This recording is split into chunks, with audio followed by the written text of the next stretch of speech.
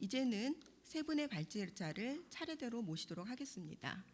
먼저 기술과 관련돼서 연세대학교 의료기기 산업학과 장원석 교수님을 모시도록 하겠습니다. 장원석 교수님께서는 건강고령사회 구현을 위한 디지털 헬스와 스마트 기기의 예로 모바일 어플리케이션과 결합된 패치형 초음파 기반 방광 모니터링 시스템에 대해서 소개해 주시겠습니다. 장원성 교수님은 연세대 공과대학에서 학사, 석사, 박사를 하셨고 삼성 메디슨, 지멘스 등의 기업에서 수석 연구원으로 연구하신 경험이 있으시며 한국보건산업진흥원 의료기기팀 연구원으로도 근무하신 바 있습니다. 의료기기, 유저 익스피리언스, 유저 인터페이스 및 사용 적합성 연구와 실용화 부문에서 풍부한 경험과 노하우를 가지고 계신 장원석 교수님을 모두 큰 박수로 환영해 주시기 바랍니다.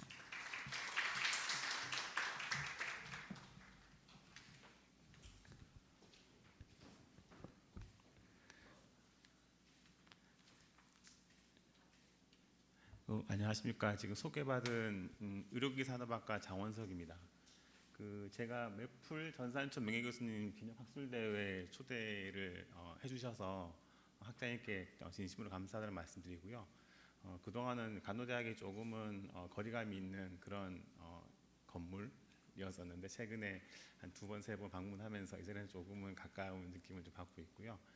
최근에는 또 학장님께서 의료기기 개발 자체에 또 관심이 많으신 또 것으로 알고 있어서 저 또한 같이 할 수 있는 그런 일들이 많았으면 하는 바람으로 오늘 좀 자리를 준비했는데요.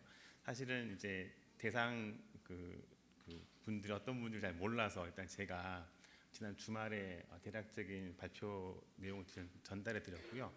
이번 주에 다시 좀 정리를 해서 발표자가 조금 바뀌었습니다. 그래서 그런 부분 좀 양해 부탁 말씀드리겠습니다.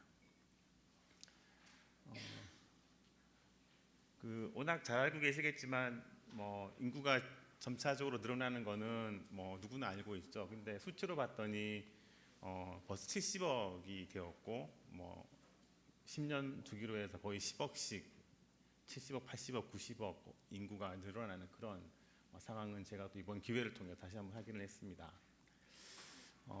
또 더 중요한 거는 봤더니 실제 사회생활을 통해서 사회적인 어떤 부담을 가져야 되는 인구가 곧 이제 감소하는 시기가 되고 또 반대로 케어를 받아야 되는 또 고령자 인구들은 또 늘어나게 되는 사회적인 상황이 실제로 수치적으로도 이렇게 명확하게 데이터로서 제공되는 것도 확인을 할 수 있었습니다.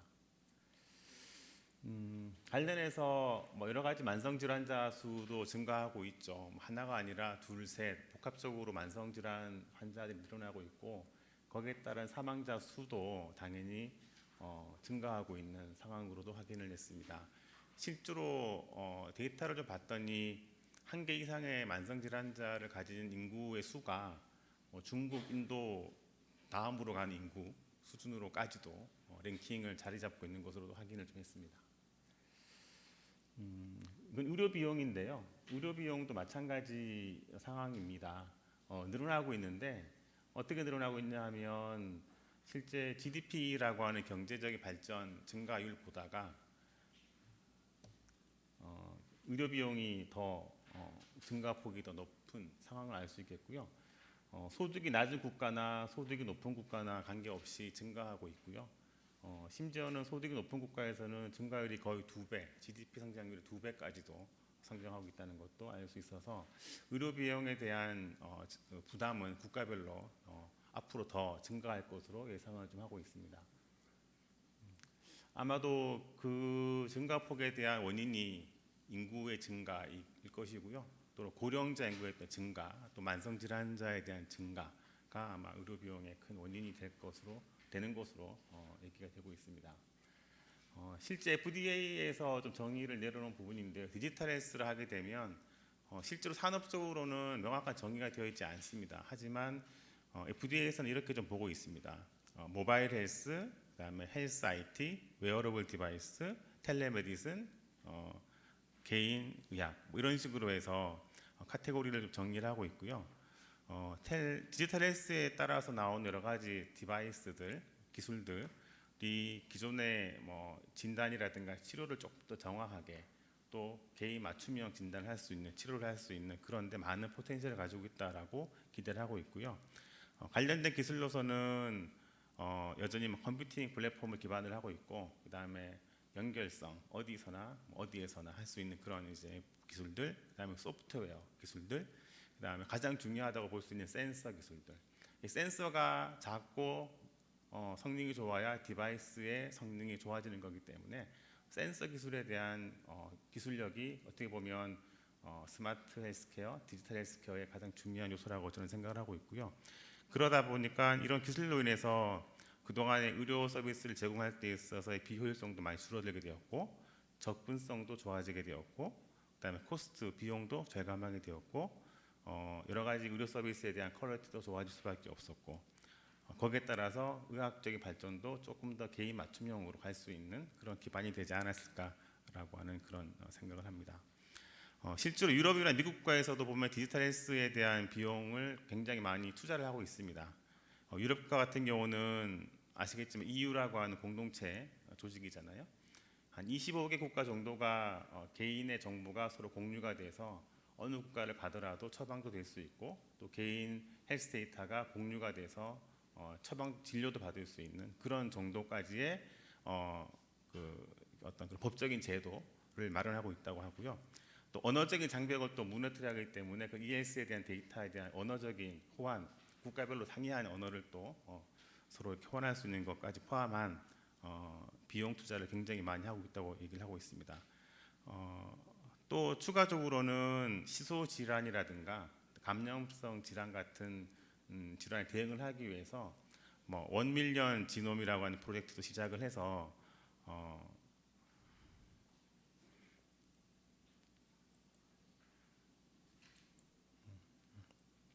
시작을 하고 있다고 하고요. 미국 같은 경우에는 이 디지털 헬스 관련돼 있는 이제 기기들이 많이 개발되고 있고 또 이 획기적인 의료 기술이라고 해서 그 동안에 상상하지 못했던 기기가 개발이 돼서 서비스를 받지 못했던 식이질환 환자들이 서비스를 받을 수 있는 기기가 개발됨에 따라서 기존의 전통적인 허가적인 그런 프로세스가 아니라 거기에 걸맞는 허가적인 프로세스로 바뀌어가고 있는 것도 법적으로 지금 미국은 도입을 했습니다.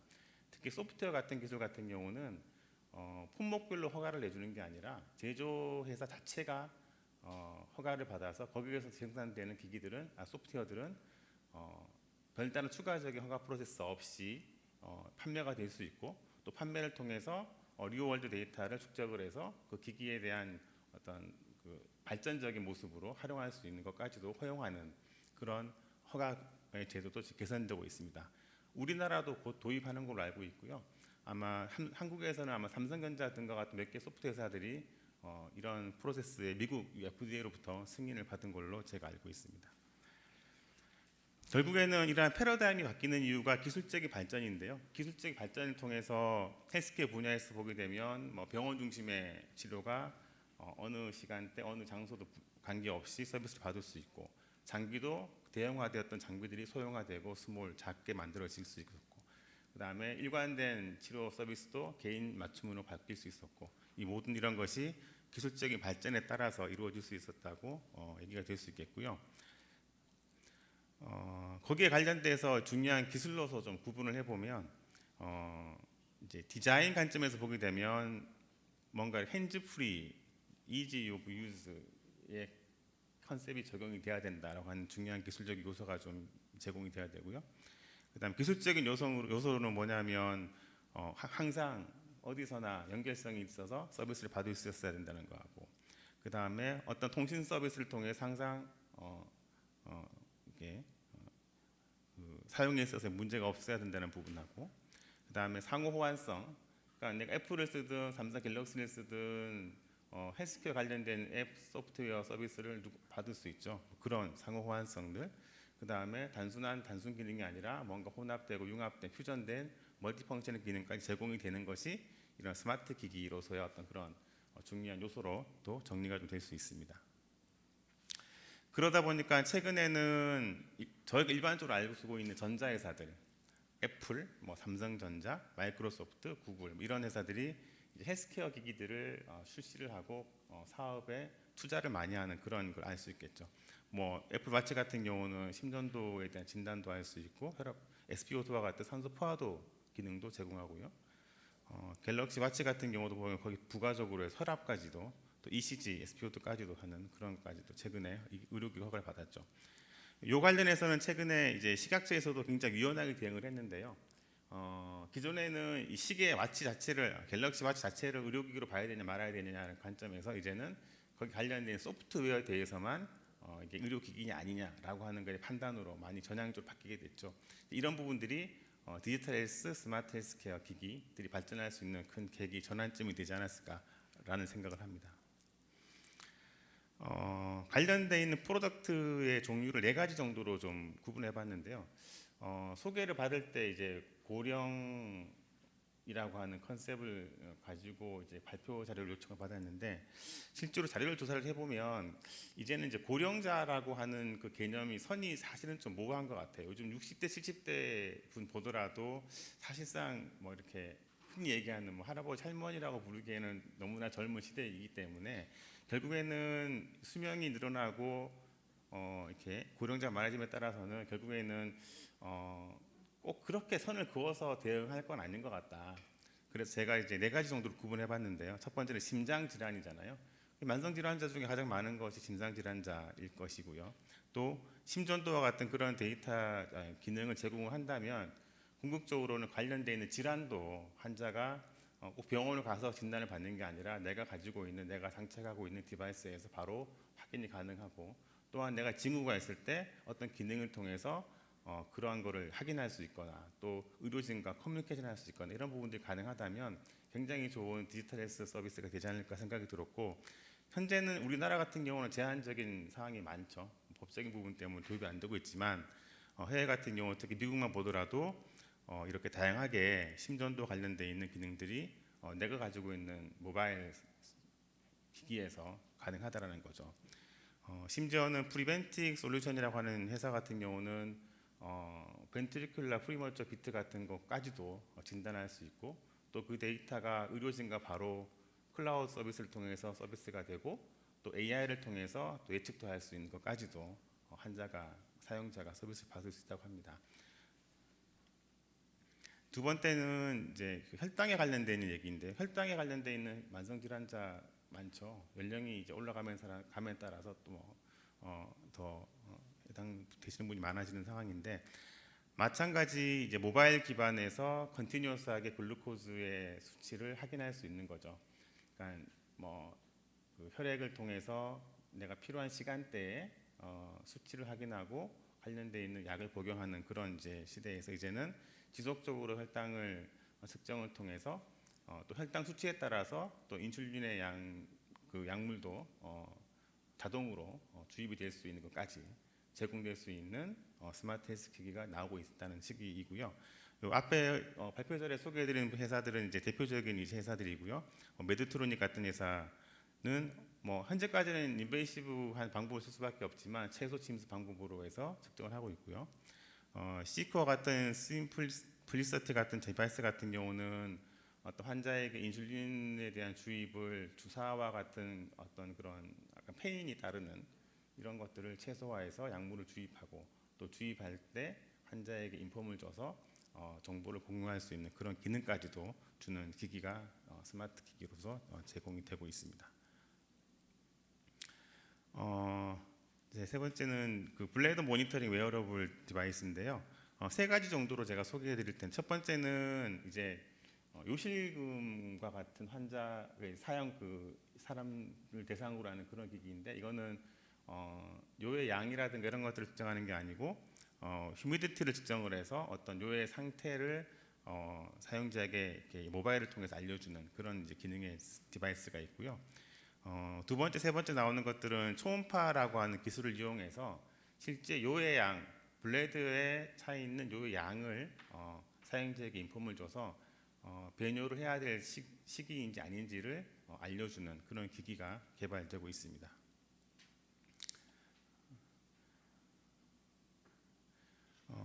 네 번째는 이제 여기는 이제 낙상에 대한 부분입니다. 아까 그 김남순 박사님께서 말씀해 주셨지만 고령에 따른 낙상 환자들, 낙상에 대한 부분들이 좀 위험성이 큰데 세 가지 타입의 종류가 있더라고요. 첫 번째는 이제 목걸이형 타입이 있고, 두 번째는 손목형 타입이 있고, 세 번째는 이제 벨트형 타입이 있고요. 목걸이형 타입 같은 경우에는 실제 낙상이 이루어지게 되면 낙상한 거에 대한 유무를 응급 그 상황을 인폼을 줄 수 있는, 그래서 의료 서비스를 받을 수 있는 그런 기능도 있고, 또 낙상한 곳에서의 GPS 정보를 보내줘서 위치 파악도 할 수 있는 그런 기능이 있고, 그다음에 손목형으로 제시되고 있는 두 번째 모델 같은 경우는 약물에 대한, 앞에 말씀드렸던 기능은 당연히 이제 제공을 하고 있고, 약물에 대한 이제 그 시기, 보통 이제 저도 그렇지만 약을 먹었는데 먹어야 되나, 뭐 또 먹었나, 이런 기억에 대한 부분도 없잖아요, 고령자가 되면. 근데 그런 부분까지도 여기서 확인을 해줄 수 있는 기능까지 포함이 되어 있고요. 세 번째 디바이스 같은 경우는 에어백 제공을 하는 거예요. 그러니까 낙상에 따라서 이렇게 다치는 부분을 최소화하는 그런 이제 목적으로 에어백 서비스까지 하는 그런 이제 낙상에 대한 스마트 디바이스도 개발이 되고 있다고 합니다. 그런데 이제 그 디지털 헬스에 따라서 스마트 기기가 많이 나오고 있는데요. 결국에는 이게 작아지게 되고, 모바일 작지 않습니까? 디스플레이, 그다음에 뭐 센서 작고.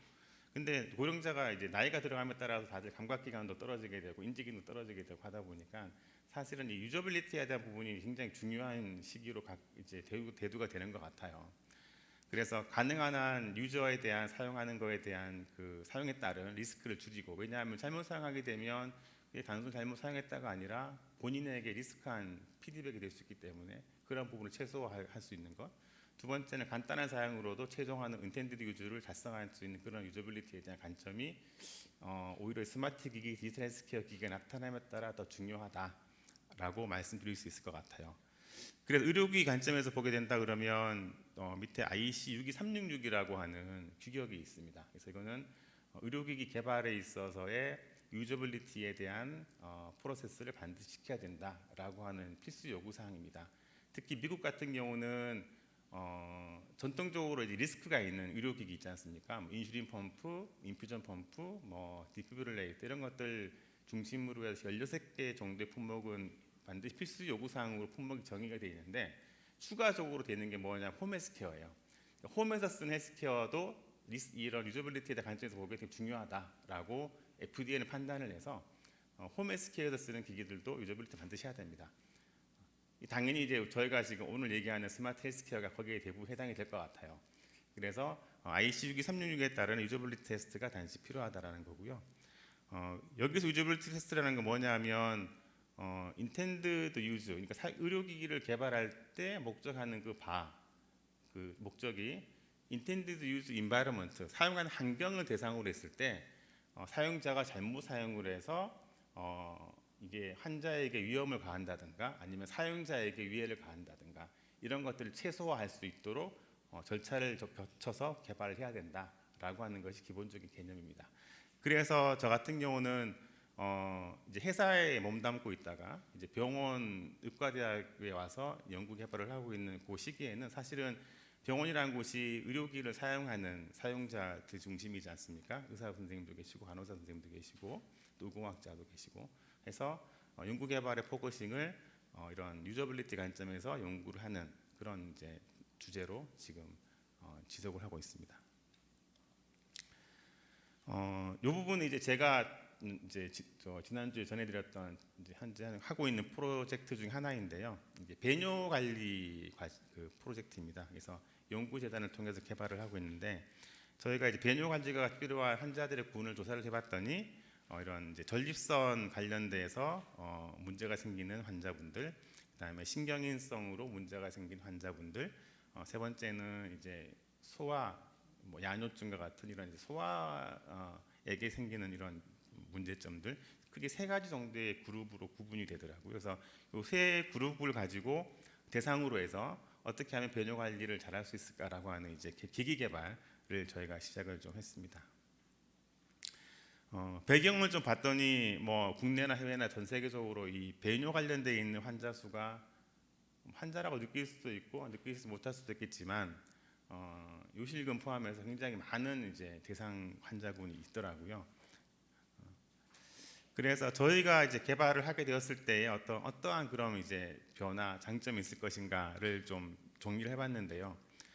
일단 저희는 그동안에 이제 도뇨관이라고 하는 어떤 그런 좀 이렇게 인베이시브한 방법을 사용하는 그런 환자군에게 조금 더 넌인베이시브한 방법으로 고통을 좀 덜어주자라고 하는 부분들이 있었고, 그다음에 배뇨 관리를 하기 위해서 항상 병원에 와서 뭔가 진단도 하고 테스트 받고 뭐 이런 그런 부분들을 홈에서 스스로 할 수도 있는 그런 기기를 개발해 보자는 목적이 있었고요.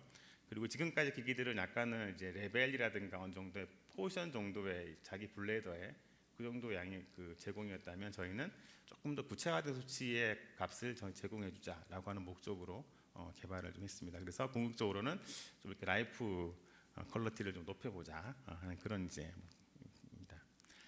그래서 경쟁되는 회사들의 제품들을 좀 보게 되면 앞에 있는 두 가지 제품들 모두 다 초음파 방식을 이용하긴 하는데 이제 대략적인 이제 레벨을 제공을 해요. 특히 디프리 같은 제품 같은 경우는 한 8강대 정도의 이제 LED를 써서 어느 정도 나의 블레더의 양이 찼는지를 이제 보여주는 그런 정도의 이제 기기이고요. 저희 같은 경우는 영상을 보여줄 수 있는 32 엘리먼트 트랜듀스를 써서 구체적인 블레드의 그 용량을 제공해주는 기기로 개발을 해보고자 하는 그런 이제 목적입니다.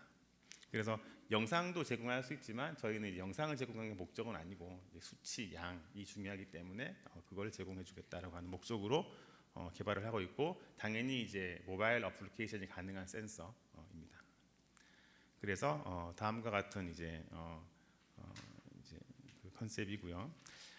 보시면 알겠지만 이게 이제 저희가 가지고 있는 이 클리니컬 워크플로우의 내용입니다. 그래서 이제 환자 등록을 하게 되고 이 센서와 모바일 간의 무선 인터페이스를 하게 되고, 그 다음에 가장 중요한 거는 여기 포지션입니다. 그래서 센서를 부착할 때 내가 정확한 위치를 부착을 했는지에 대한 그 오토 어드저스트먼트를 하는 거를 저희가 특허로 좀 출원을 해서 지금 진행 중에 있고요. 그래서 궁극적으로는 이렇게 출력까지 할 수 있는, 그리고 배뇨 엣지도 쓸 수 있는 기능의 어떤 그런 워크플로우를 저희가 제공하고 있습니다. 그래서 이 부분은 앞서 말씀드렸던 IC62366에 따라서 제품 개발을 하고 있다라는 거고요. 이밸리에이션을 통해서 이렇게 리디자인, 리임플리멘테이션을 지속적으로 통해서 어떤 사용자들과 하여금 편의성을 극대화하는 그런 이제 과정을 통했다라는 말씀을 드리는 겁니다. 그래서 실제 보여드리는 이제 부분은 제품입니다. 그래서 이런 모양의 센서를 복대 없이 부착을 통해서 이런 모바일 소프트웨어를 통해서 어떤 이제 배뇨 관리를 할 수 있는 그런 디바이스를 지금 개발 중에 있습니다. 그래서 뭐 예상되는 부분입니다. 전체적으로 보게 되면 어떤 그런 환자들과의 불편함을 줄여주는 목적으로 해서 과제를 진행하고 있습니다. 아마 내년도에 마무리가 될 것 같고요. 아마 남은 기간 동안에 아마 지금 간호대학의 어떤 그런 또 그 기능과 좀 연결해서 마지막까지 좀 완성도 있는 그런 제품을 개발하도록 하겠습니다. 네, 이상입니다.